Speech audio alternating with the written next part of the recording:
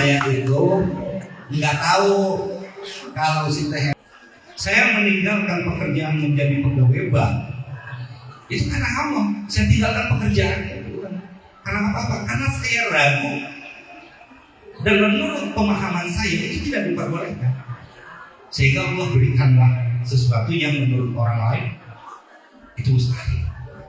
Ya mustahil lah.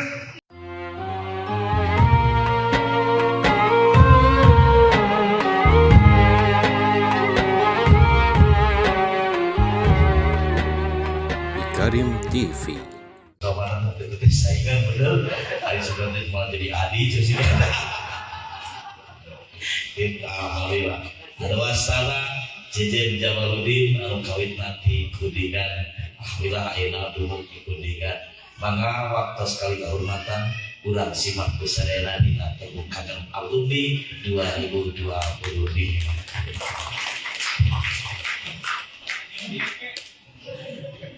Bismillahirrahmanirrahim. Assalamualaikum warahmatullahi wabarakatuh. Innal hamdalillah nahmaduhu wa nasta'inuhu wa nastaghfiruh wa na'udzu billahi min shururi anfusina wa sayyi'ati a'malina man yahdihillahu fala mudilla lahu wa man yudlil fala hadiya lahu. Asyhadu an la ilaha illallah wahdahu la syarika lahu wa asyhadu anna Muhammadan abduhu wa rasuluhu alladzi la nabiyya ba'dahu. Amma ba'du. Bapak-bapak, ibu-ibu hadirin kanu kupri batos dihormat raka-raka sadayana kanu kusim kuring dihormat hapunten lagu dipayun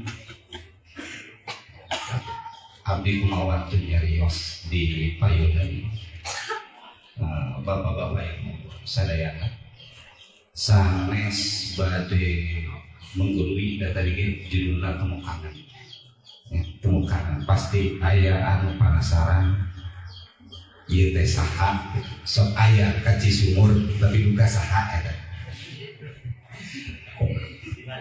kumargitos ya sekian tahun lah ceritanya pakai bahasa Indonesia wae ceritanya pakai bisa biar enak. Saya asli orang Kuningan, lahir di Kuningan, besar sampai usia 15 tahun di Kuningan, kemudian 16 sampai dengan usia 23 tahun saya di Tasikmalaya. Jadi cukup lama saya tinggal di Tasikmalaya. Awalnya seperti ini. Nanti saya ceritakan bagaimana saya bisa bertemu dengan Teh Epon, di mana ketemunya, ya. Karena jujur saja, saya meskipun saya temannya Haji Albun, kita ngaji sama satu kelas, sekolah juga jurusan sama, cuma beda kelas doang. Kita beda. Kelas 1 dia Haji Albun itu kelas 18, saya 19. Kelas 2 Haji Albun itu 22 ya? 21, saya 24. Kelas 3 Alia, saya bahasa 1 ya. Haji Albun bahasa 2. Jadi kita itu sering bersama, tapi tidak pernah di sekolah itu satu kelas, tidak pernah.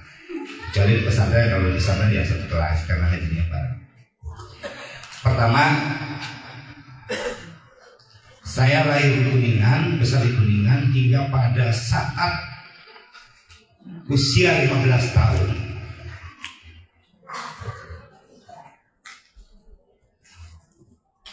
Ketika namanya juga bukan lingkungan pesantren, masyarakat biasa di Kuningan itu kan jarang pesantren itu. Enggak seperti di Tasik. Membayangkan Kuningan itu jangan bayangkan kondisi di Tasikmalaya. Tiap pengkolan aya nu adzan. Tiap ieu aya pesantren. Ya. Tiap desa bahkan bisa lebih dari satu pesantren. Kalau di Kuningan seperti itu. Masih jarang, hanya daerah-daerah tertentu saja. Apalagi kalau sudah daerah perkotaan itu jarang. Adanya boarding. Husnul itu kan boarding, bukan pesantren. Husnul. Santrinya ribuan, iya. Tapi biayanya juga mahal. Orang biasa nggak mungkin masuk aja 22 juta. Ada nggak yang mau pesantren masuk aja 22 juta per bulan 6 juta? Ya, kondisi. Lahir di keluarga biasa saja. Nah, usia 15 tahun ketika lulus sanawiyah, saya dituntut ketika teman-teman yang lain sudah ada yang bekerja, kemudian ada juga yang melanjutkan sekolah, kemudian ada juga yang macam-macam lah, tergantung perekonomian dan kepentingan keluarganya masing-masing. Saat itu ibu saya menuntut kalau menginjak 1 SMA, mau tidak mau kamu harus tetap ngaji. Ngaji kan lumayan jauh, misalkan butuh jalan kaki hampir 2 km. Jalan kaki 2 km dari rumah ke tempat ngaji. Tuntutan ibu saya, meskipun saya sudah SMA, saya harus tetap ngaji. Permasalahannya, saya ngaji dengan siapa? Masa sendiri? Nah, akhirnya saya berpikir sampai ke kesimpulan, yaudah kalau gitu saya mending pesantren. Pilihlah. Pencarian pesantren dimulai. Saya pesantren. Yang ada di pikiran saya ketika pesantren itu satu kota yang terbersih dalam pikiran saya. Tasik. Oke, kita coba ke Tasik. Ketika orang tanya mau pesantren kemana, nggak tahu. Pokoknya saya ke Tasik. Berangkatlah saya ke Tasik. Tasik, berhentilah di sekitaran daerah dekat Cipasu. Masuk ke pesantren Cipasu. Tanyalah oleh kakak saya. Dia asrama, dia pesantren, dia sekolah. Mau nggak di sini? Megah kan, mewah Cipasu, banyak santrinya. Mau nggak di sini? Ya udah, cari lagi, lanjut perjalanan sampailah saya ke pesantren Sukamana. Asramanya saat itu masih kayu ya, masih papan. Ketika saya masuk 2002 itu masih papan, masih kayu. Saya masuk, akhirnya kakak saya bertanya, mau nggak pesantren di sini? Ini jauh dari yang tadi megah, mewah, ini sederhana. Udah, nggak apa-apa, di sini sedikit. Dan saat itu santri Sukamana itu kalau nggak salah tidak lebih dari 300 orang. Tidak lebih dari 300 orang sampai saya keluar tahun 2009 itu masih sedikit. Jadi sekitar 300-500 sudah ada peningkatan, tapi belum sampai seperti sekarang ribuan, masih ratusan. Ya.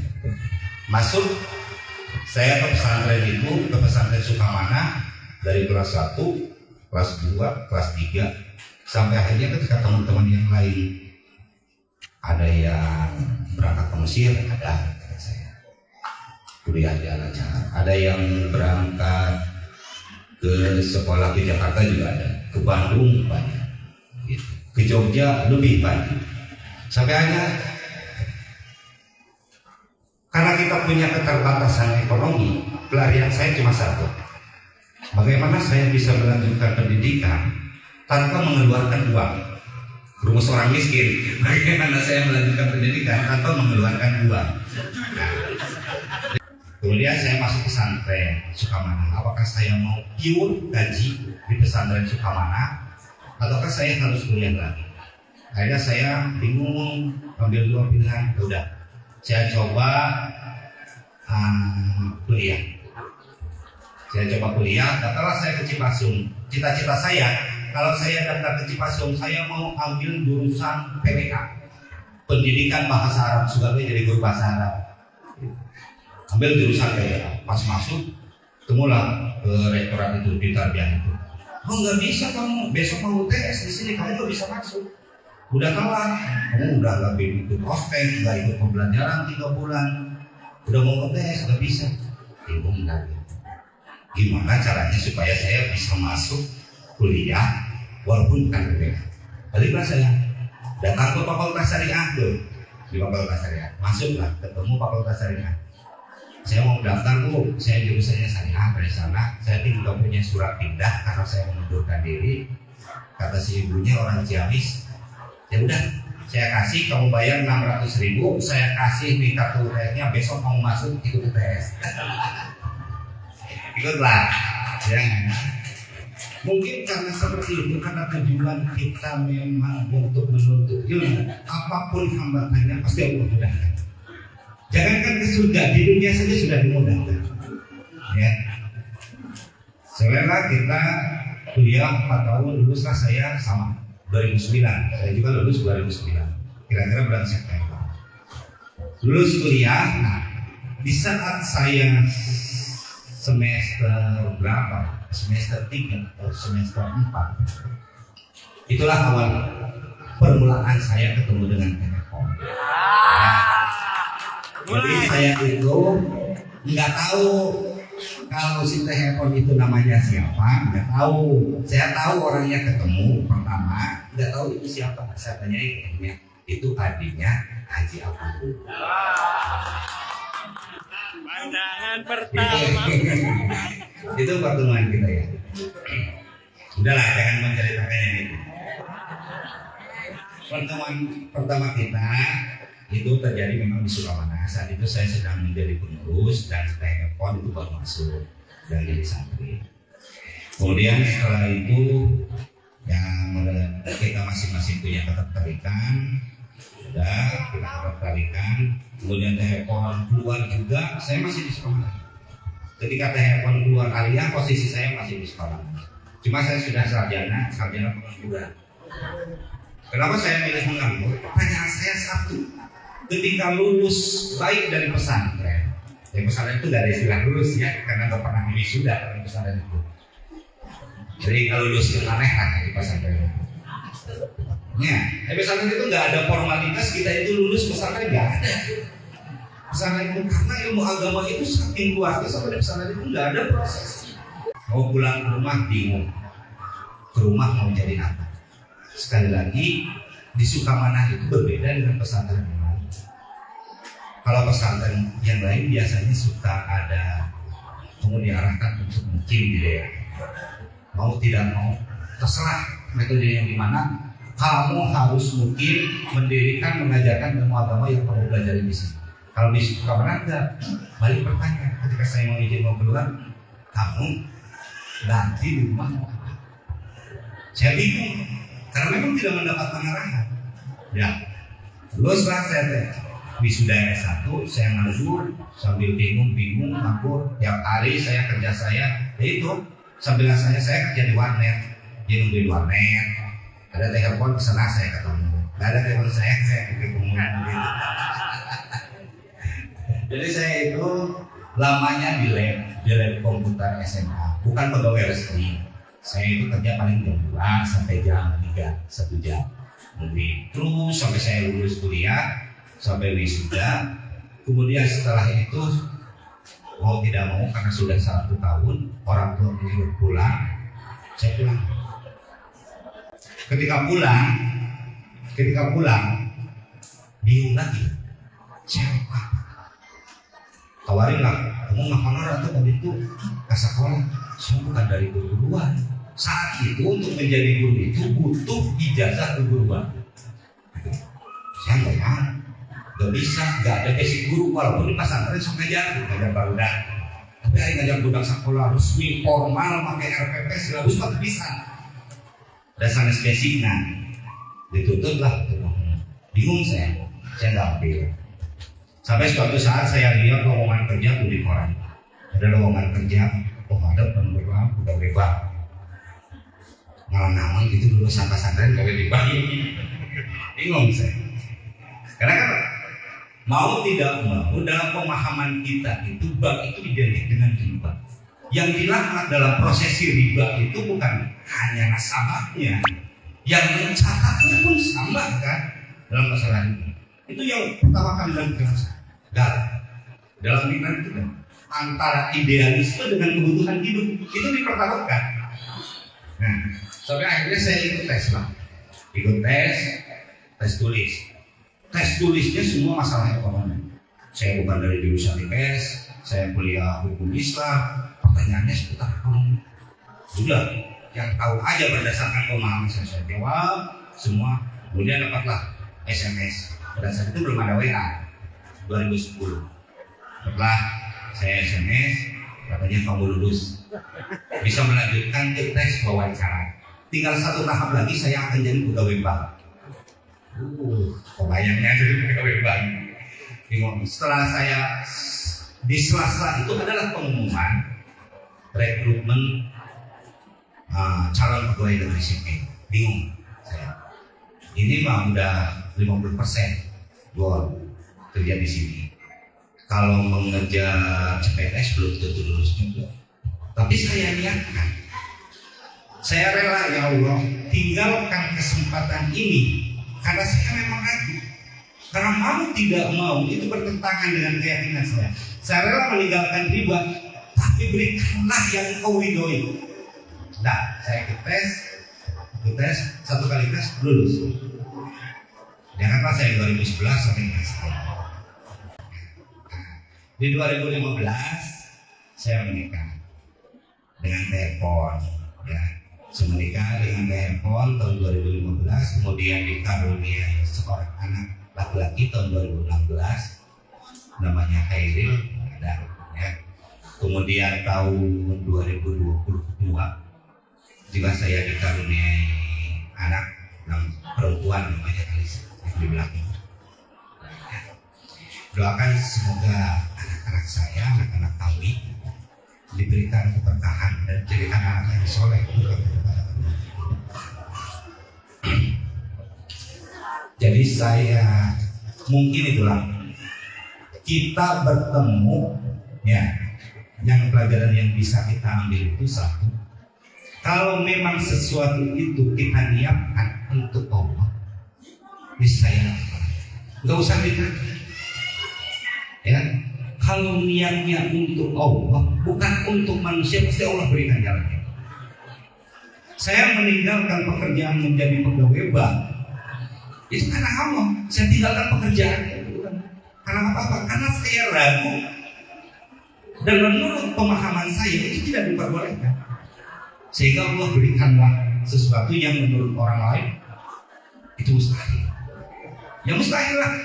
Tes CPNS itu bukan 1-2 orang, ribuan Pak. Formasi cuma 2 orang. Gitu. Formasi cuma 2. Ya, itu yang pertama pelajaran yang bisa diambil. Yang kedua, kalau untuk menuntut ilmu,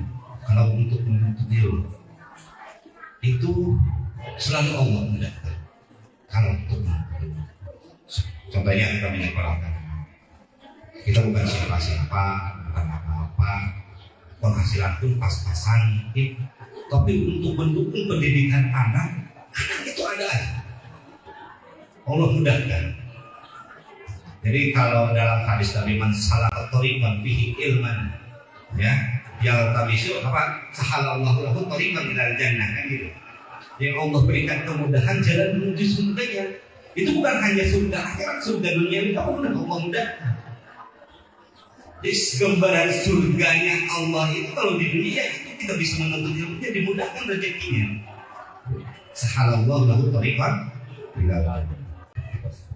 Ya, jadi mohon maaf atas segala kekurangannya. Terima kasih telah diberikan kesempatan untuk menyampaikan satu buah kata. Mudah-mudahan ada manfaat bagi semuanya. Bila kita ya. Wassalamualaikum warahmatullahi wabarakatuh. Waalaikumsalam warahmatullahi wabarakatuh.